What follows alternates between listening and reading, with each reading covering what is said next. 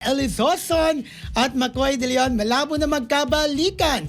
Mukhang finish na nga talaga ang relasyon ni Elise at Makoy dahil gitnang actress, priority na nila ngayon ang kanilang anak na si Feliz. Lalo't pa Zay nga, may mga times na kahit anong try nilang ayusin ang differences ng isa't isa ay hindi talaga nagwo-work. Nakakalungkot naman. Nalulungkot talaga ako. Oo. Akala ko forever sila. Ako hindi ko naman hinangad. Hindi ko naman talaga hinangad na magkahiwalay sila. Pero alam ko talagang hindi sila magtatagal. Oo. Yung relationship nila. Kung matatandaan nyo, 2 or 3 beses na sila nagkahiwalay.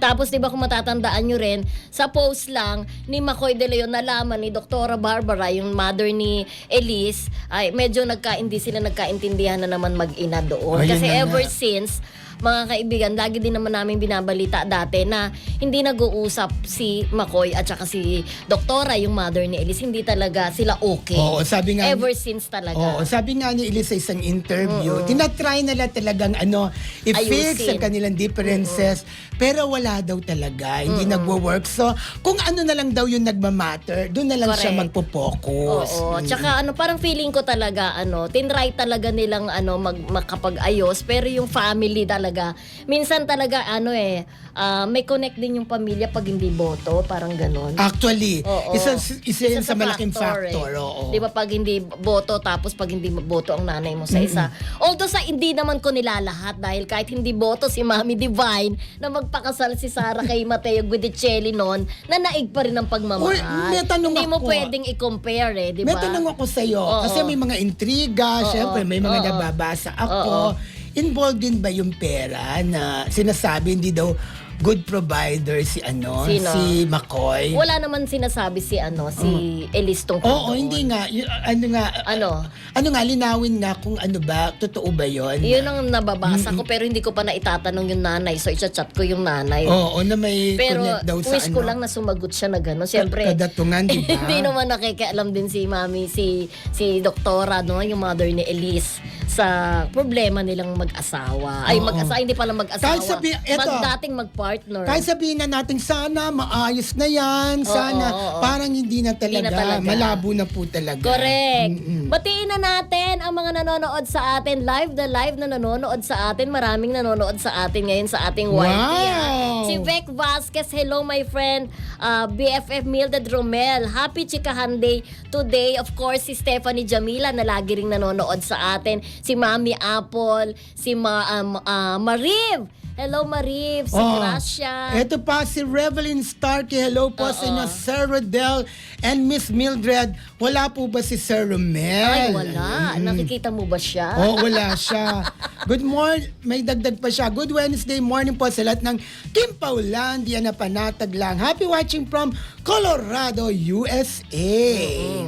Nako, ikaw talaga, Juntalde. Ayokong basahin. Ano ha? yun? Oo. Yan, si Stephanie. Nandyan na si Stephanie. Hello, Stephanie. Si Babe ng Francet, lagi ding nanonood sa atin. Si Aa ng JM Fiang, nanonood din Sabi ni sa John atin. Talde, pink na pink pala today. Yes, pink na pink today. Oo. Si Jong Velasco, Oo. watching from Amsterdam, Netherlands, solid Kim Pao. At si Marcelita ng UK. Of course, si Carmen Dolalas ng New York. Si Emily Gomez ng Texas. Si Tita Alice Lopez nandyan ng US. Ang dami ha. Diba? Basahin pa natin to, yung kay Revelyn. Oh, ano Sa bagay, sabi? opinion na lang naman niya ito, Oo, di ba? oo. Sabi ni Revelyn Starkey, ayaw ng mami ni Elise kay Makoy. Oo. Ayan. Ay, sinabi ko naman, di ba? Dahil masyadong sikat si Makoy. Oo. Ganon. Okay, si Beck Vasquez at ang mga buong Dasbia, gabi-gabi pinapakilig talaga ng Dasbia. Yes, and of course, kay Eva Bautista, Oo. di ba? Oo. Rachel Jester, Rachel Lucas, Teresa Sumayang. Okay, Ayan. Jade Ward, hello. At syempre huwag niyong kakalimutan, malapit na po ang 3rd year anniversary ng Marisol Academy. Next week na yan. Yes, stop it! Roque Prince Caleb, hello!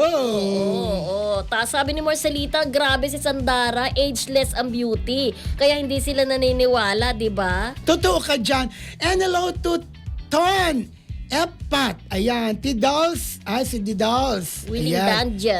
Dan Bandila, Villar Aniceto, ayan. Miriam Trazona, ayan. Lady Sapphire Apple, Sino pa? Hello mga beautiful friendship Mildred and Rodel, sabi ni Eva Bautista. Hello din sa iyo friendship. Oo.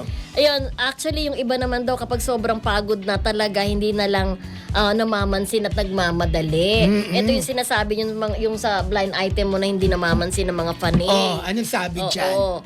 Marcelita from UK, sabi niya yung mga bini daming ganyan, sabi niya. Kung ano Marcelita. Ay, ko.